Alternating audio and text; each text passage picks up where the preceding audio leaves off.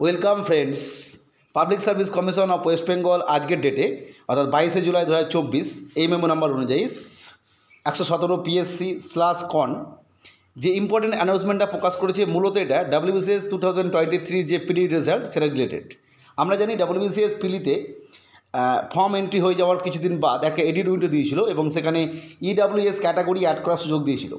কিন্তু রেজাল্ট যখন বেরোলো আমরা দেখলাম সেখানে কিন্তু EWS ক্যাটাগরির কাট অফ কত সেটা উল্লেখ করা নেই।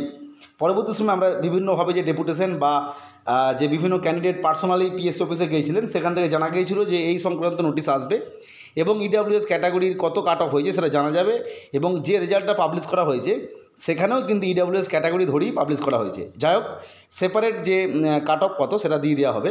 ঠিক আজকের ডেটে দেখুন এই মেমো নাম্বার অনুযায়ী গুরুত্বপূর্ণভাবে যারা যারা EWS ক্যাটাগরি থেকে পাস করলেন তাদের লিস্ট, অর্থাৎ আমরা একটা জিনিস বুঝতে পারলেন যে EWS ক্যাটাগরিতে মোট কতজন ছাত্র পাস করলো। ফলে এই জায়গা থেকে আপনি একটা ক্যালকুলেশন করতে পারবেন যে মানে আপনার যে ফাইনাল যে মেরিট লিস্ট বেরোবে সেখানে মোটামুটি কতগুলো সিট থাকতে পারে, মানে একদম ফাইনাল ইন্টারভিউ যখন আসবে সেই সময় বা চাকরির ক্ষেত্রে।